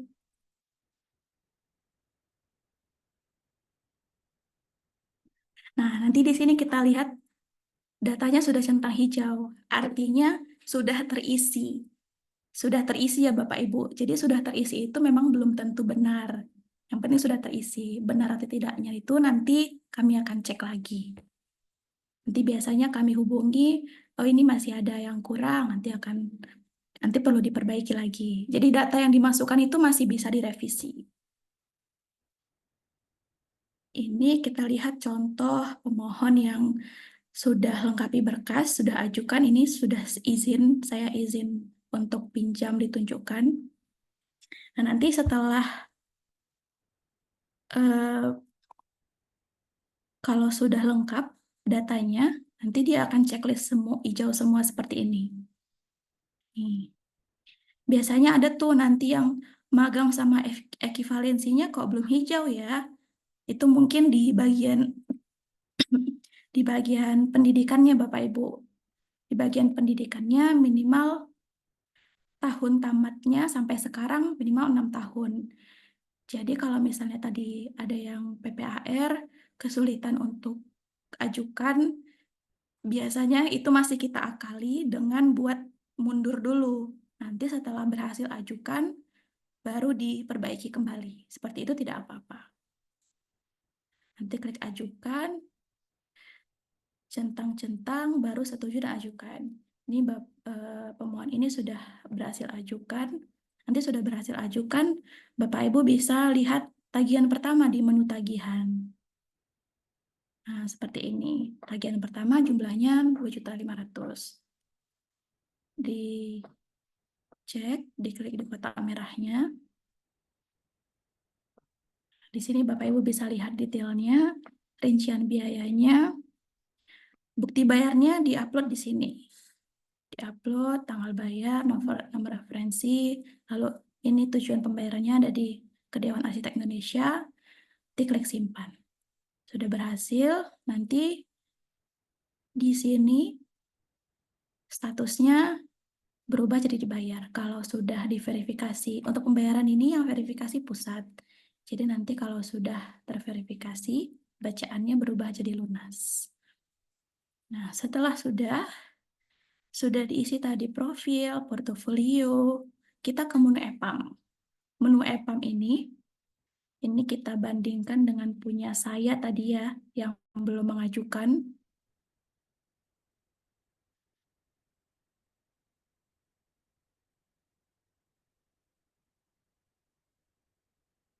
Nah, ini kalau belum mengajukan, dia memang belum ada bisa diisi apa-apa nih, belum ada tambahkan atau apapun.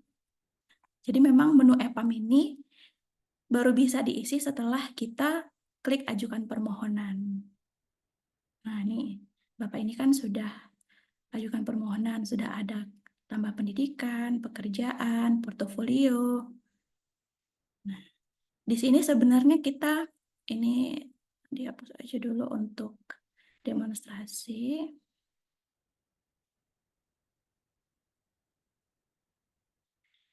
Nah, data yang kita isi di EPAM ini sebenarnya berupa tarik data. Jadi kalau kita klik pendidikan, kita tinggal checklist dari data yang sudah diisi sebelumnya, klik simpan. Nah, nanti dia akan muncul. Gitu. Ini juga gitu. Nanti kalau udah ada diisi, nah kayak gini misalnya nanti dia akan muncul. Klik simpan. Portofolio juga begitu. Ini dokumen magang, dokumen lain tidak perlu diisi. Nanti rekomendasi arsiteknya diisi di sini. Kan tadi dua nama yang diminta, 2 orang arsitek. Nah, diisi 2 kali. Nama pertama, baru tambah lagi untuk nama kedua. Untuk dokumennya sama, 1 file aja, 1 kertas aja, tapi diupload 2 kali. Sudah selesai semua diisi, Bapak Ibu klik nanti ajukan EPAM. Klik ajukan EPAM.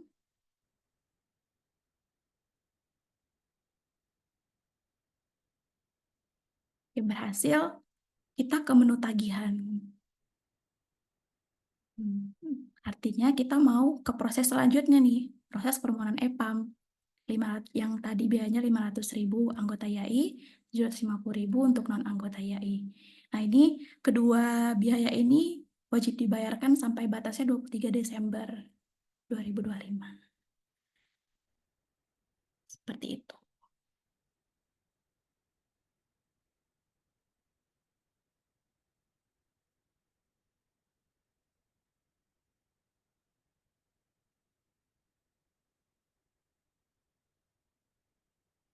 Kemudian kalau sudah mengajukan nanti Bapak Ibu bisa lihat progresnya di mana ya.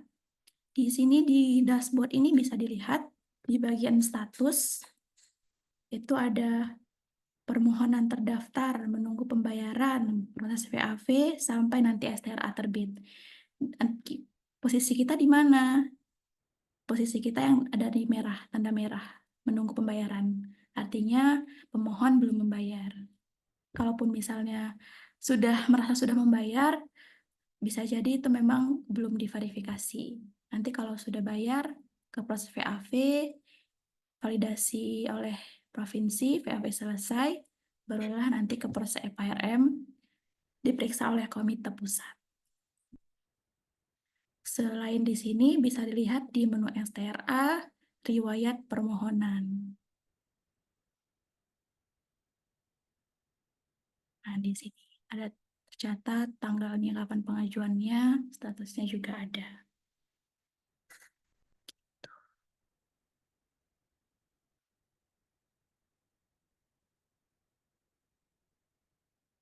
Nah, ini ada pengumuman, selesaikan permohonan STRA Anda dalam 30 hari setelah pengajuan untuk menghindari pembatalan otomatis sistem. Pengajuan terakhir Anda akan dibatalkan dalam 25 hari. Nah, jadi ini sampai batas validasi oleh provinsi. Jadi kalau misalnya Bapak Ibu udah bayar tapi belum divalidasi provinsi, misalnya ini masih akan berjalan misalnya. Tapi kalau nanti sudah masuk ke proses EPAM tadi, sudah masuk ke proses EPAM ini nanti, sudah masuk ke proses EPAM, sudah bayar biayanya, maka sudah aman. Jadi memang mesti bayar dua-duanya.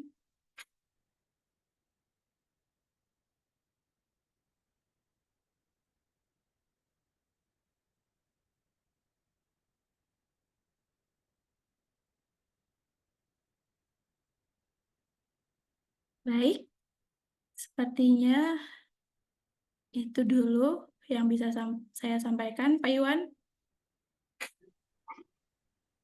Ya, Bu Mauda, terima kasih. Sebelumnya saya bertanya dulu, Bu Mauda. Iya, gimana Pak? Kan tadi batas terakhir itu kan 23 Desember 2025. Sampai proses manakah yang 23 Desember itu, Bu? Apakah udah buka portal, udah dianggap sudah mendaftar, atau sudah mengisi atau sudah centang hijau semua, sudah dianggap mendaftar, atau sudah membayar? Terima kasih, Bu. Baik. Sampai 23 Desember itu sudah mengajukan, sudah pembayaran pertama, dan sudah pembayaran kedua, Pak Iwan.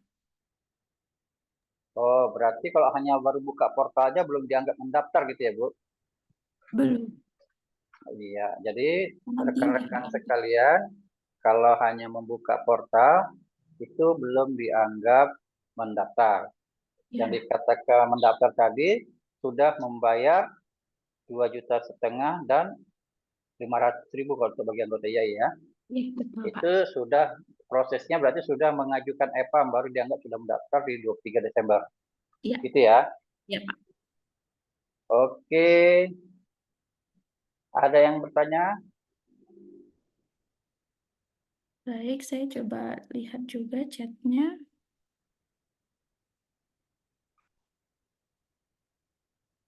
Itu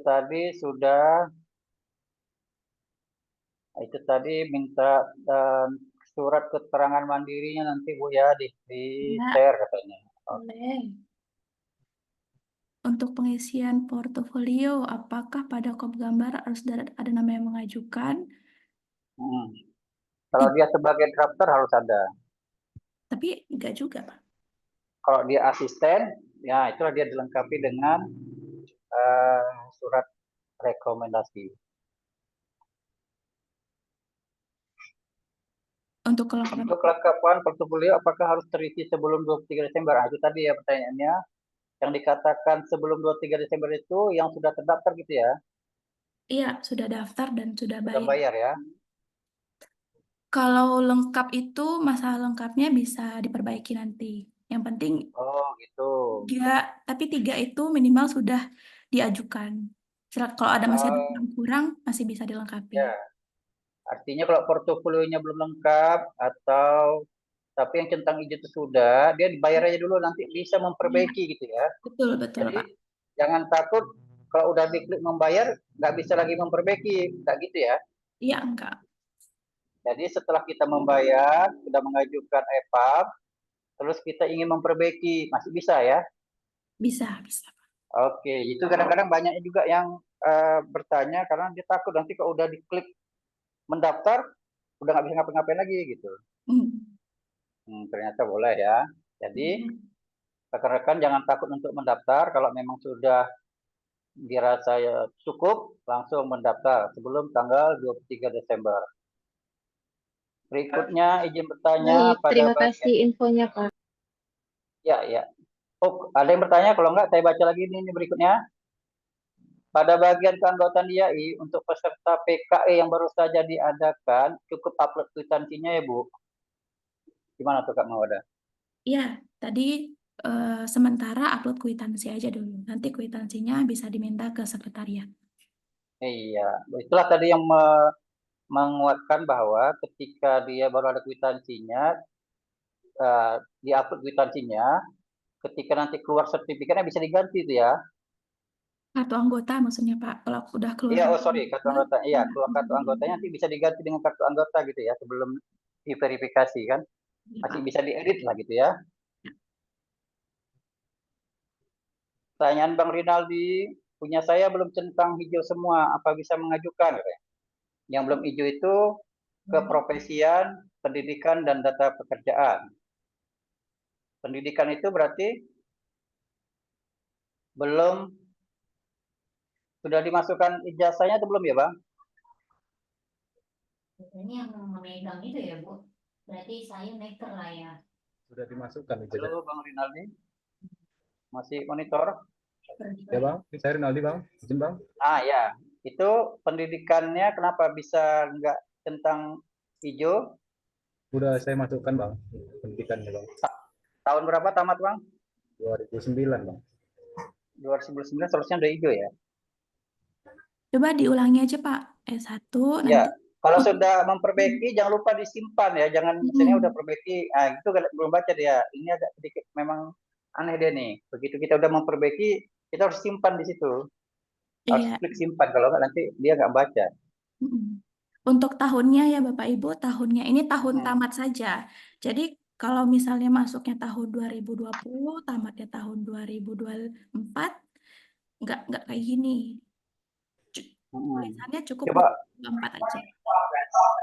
Kak Mawada coba itu tadi S1-nya kalau dia 2024 seharusnya udah hijau ya. Harusnya. Tapi jangan lupa klik simpan ya, jangan silang ya. Iya betul. Nah, kadang-kadang kita lupa nggak klik simpan. Izin Kak Mawada. Iya.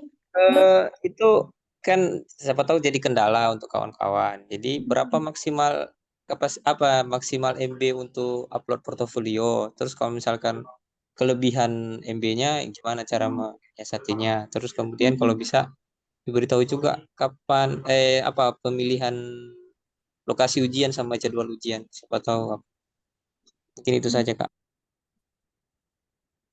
Tadi kan untuk filenya minimal kalau bisa 3 sampai 4 file aja supaya nggak banyak banget juga. Memang minimal 1 file 3 MB. Kalau lebih Maksimal biasanya loh Mbak, maksimal bukan minimal. Minimal, bukan minimal maksimal. mohon maaf. Sorry Maksimal biasa. 3 MB. Kalau misalnya lebih, memang biasa Bapak Ibu pasti pakai aplikasi I Love PDF untuk misalnya kompres. Tapi ada namanya kalau Bapak Ibu bisa cari nanti Big PDF. Cari di Google Big PDF itu lumayan bisa juga mengkompres. Tapi ketika mengkompres hati-hati diperhatikan lagi Ya, gambarnya pecah atau enggak. Kalau misalnya sudah cukup jelas, nggak apa-apa dicoba upload aja. Gitu. Kalau untuk ya. jadwal ujian, kita biasa koordinasi di grup, Bang. Di grup. Ya, nanti kalau sudah dia masuk permohonan EPAM akan kami masukkan di grup WA grup permohonan EPAM. Nanti di situ diinformasikan bulan ini ujiannya di mana, apakah Sumatera Utara buka, gitu ya. Ya. Ya, terkait dengan tadi portofolionya memang kalau terlalu banyak kita masukkan gambar kita di file itu, nanti orang sana ketika mendownloadnya bingung dia terlalu banyak. Jadi memang kalau bisa satu file itu sudah dapat denah tampak potongan. File berikutnya misalnya foto terbangun. File berikutnya surat rekomendasi. Jadi hanya 3 file. Sehingga ketika punya kita diperiksa sama Dewan Arsitek, mereka tidak lagi, yang ini mana potongannya ya? Bukan di file 30 misalnya. Jadi sebenarnya untuk mempergampang kita, bukan mengakali nih ya. Terus ada pertanyaan, jika masih bekerja, apakah harus upload surat tanda magang, selesai magang, Bu? Jadi program EPARM ini untuk menggantikan magang itu tersebut. Jadi kalau kita sudah ikut program magang, program EPARM, magang itulah penggantinya EPARM ini. Mungkin Jadi, itu magangnya penjelasannya. Ya. Jadi magang itu memang ada magang itu untuk nanti ketika setelah 23 Desember tidak ada yang daftar itu sudah mulai berlaku magang dan PPR-nya. Ini tadi ya, ini menu magangnya tidak perlu diisi ya Bapak Ibu. Tidak perlu isi. Jadi sebagai informasi kita bahwa permohonan STRA itu berdasarkan peraturan perundangan yang berlaku adalah setiap permohonan itu harus sudah mengenyam pendidikan 5 tahun arsitek dan telah mengikuti magang 4.000 jam bersama arsitek yang ber-STRA. Nah, program EPAM ini itulah untuk menggantikan itu yang akan ditutup di 23 Desember 2025 ini. Ada yang ingin bertanya lagi? Oh, ini Pak Iwan, saya mau menjelaskan. Kalau Bapak Ibu nanti sudah sampai kiranya di proses EPARM, merahnya sudah di sini, sudah upload semua, pokoknya sudah semua dilakukan berkasnya, pembayaran, masih menunggu pusat, itu memang pemeriksaannya kita nggak bisa pastikan ya berapa lama. Mungkin tergantung dari rapat di komite juga, mereka rapatnya kapan gitu. Nanti ini kalau misalnya sudah, kan ini menunggu rekomendasi ya untuk bisa ujian. Nanti kalau sudah dapat di sini terisi sama mereka. Tapi memang masa pemeriksaannya itu kita dari provinsi nggak bisa pastikan karena memang keputusan komite. Jadi paling ya sering-sering dipantau aja. Kami pun ada grup koordinasi secara nasional. Biasanya kalau ada pemohon yang berkasnya ada kendala atau catatan, nanti kami infokan. Misalnya catatannya kurangnya di foto terbangunnya belum diupload, nanti kami infokan segera diupload. Begitu. Iya. Ya, sebagai catatan juga itu nanti portofolio kita akan diperiksa oleh Dewan Arsitek yang ada di Jakarta. sebagai informasi kepada rekan-rekan sekalian, sampai saat ini sudah 3.000 orang yang mengajukan permohonan EPAM. Jadi bisa kita bayangkan 3.000 seluruh Indonesia, masih lagi bekas kita, nggak secepat itu punya kita diperiksa. Makanya kalau bisa sebelum punya kita terkendala, itu tadi kita lengkapi portofolionya yang bagus. Karena kalau udah terkendala seminggu, dia minggu depan lagi. Jadi bukan saat ini kita selesai ajukan, minggu depan langsung ujian, enggak ya. Ada juga yang sampai sebulan gitu. Dan ini adalah untuk mendapatkan rekomendasi ujian, bukan untuk dapat SRA. Jadi EPAM ini adalah supaya kita mendapatkan rekomendasi untuk ikut ujian SRA. Mungkin itu. Dan lagi satu lagi Pak, mengingatkan untuk portofolio wajib 3D atau tidak Pak? Kalau ada 3D lebih bagus. Iya, kadang-kadang kami juga di provinsi bingung juga ya. Kadang-kadang di catatan ada diminta, kadang-kadang ada yang nggak melampirkan tapi diminta. Mungkin ya pihak komite kalau meminta mungkin ya ada keraguan atau gimana gitu, makanya diminta. Makanya nanti semua itu nanti berproses, nanti pokoknya jangan takut salah. Begitu nanti kita sudah masuk dan Dewan Arsitek meminta kalau bisa dilengkapi dengan 3 dimensi, kita lengkapi, biasa begitu dia. Jadi mungkin kalau mereka tidak banyak sudah meyakinkan itu karya kita sudah bagus, biasanya aman-aman aja dia. Mungkin itu. Pertanyaan berikutnya, jika telah mendaftar, membayar dan sampai proses EPAM, berarti sudah aman ya, meskipun ada not melengkapi dari komite pusat. Apakah harus selesai diperiksa sebelum Desember? Nah itu tadi. Ujiannya aja bisa sampai 2030. Jadi yang dikatakan telah mendaftar di 23 Desember itu telah membayar permohonan EPAM sebesar 500.000 untuk anggota ya Kak ya? Iya benar Pak. Iya, jadi dalam menunggu proses itu pasti nanti banyak melengkapi, ada yang kurang, dan biasanya di portofolio dan di pengalaman kerja. Yang sering kejadian adalah pengalaman kerjanya kerja di perusahaan A, portofolionya di perusahaan B. Nah, ini yang sering kejadian nih. Itu jadi bahan perhatian bagi kita. Kalau bisa sinkron antara portofolio dengan pengalaman kerja kita. Ada yang ingin bertanya? Sudah sore?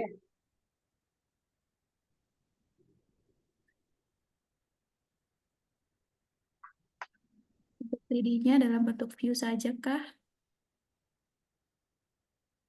Boleh.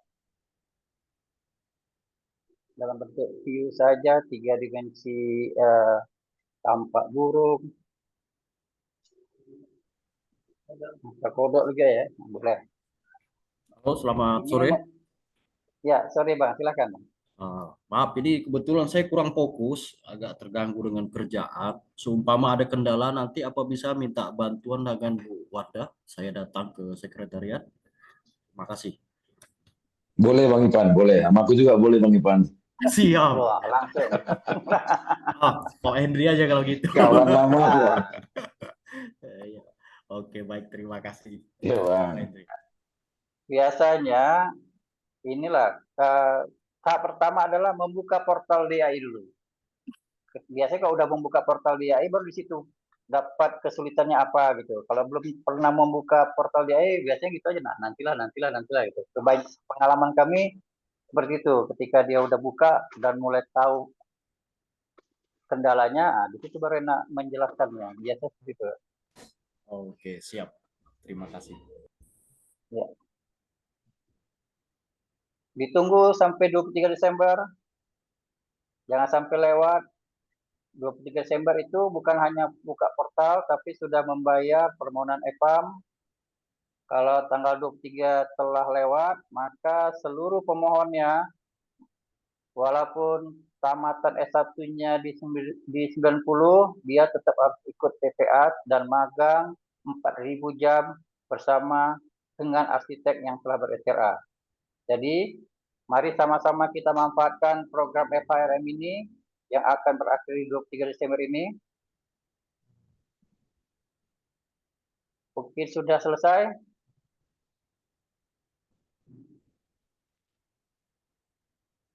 Ya, ada pertanyaan lagi ya, terakhir ya. Kalau pengalaman kerja harus sinkron dengan portofolio, sedangkan portofolio dilakukan di waktu yang sama dengan masa kerja itu gimana ya Pak? Ya, harus ada surat keterangan dari perusahaan kita kerja dengan portofolionya. Misalnya kita bekerja di perusahaan A, terus tiba-tiba kita ada proyek di kegiatan B. Kalau itu memang mengganggu kerja di perusahaan A, harus ada surat keterangan dari perusahaan A bahwa memang kita diberi kelonggaran untuk mengerjakan proyek itu. Tapi biasanya kalau rumah tinggal, biasanya kan nggak mengganggu dia.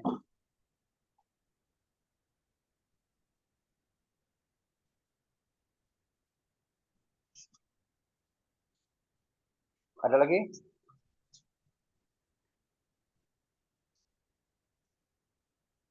Ya. Tapi pengalaman kami kalau bisa diusahakan sinkron antara portofolio dengan pengalaman kerja kita.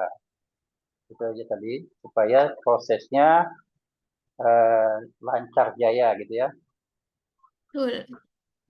Ya, jangan lupa kata sekretariat isikan absen untuk kegiatan ini. Kami mengucapkan terima kasih atas partisipasi kita semua. Terima kasih kepada para narasumber yang telah membagi waktu dan pengetahuannya kepada kami. Semoga menjadi amal ibadah masing-masing. Terima kasih juga kepada peserta. Ada yang juga dari Sulawesi, Bali ya, Padang, dan Sumatera Utara, Kepulauan Nias. Nias kami tunggu berapa orang yang akan mengajukan FHRM ini. Sudah ditutup pertanyaan. Oke, kita tutup kegiatan kita ini. Saya ucapkan sekali lagi terima kasih. Saya akhiri dengan wabillahi taufiq wal hidayah. Assalamualaikum warahmatullahi wabarakatuh. Selamat sore, terima kasih. Waalaikumsalam. Waalaikumsalam.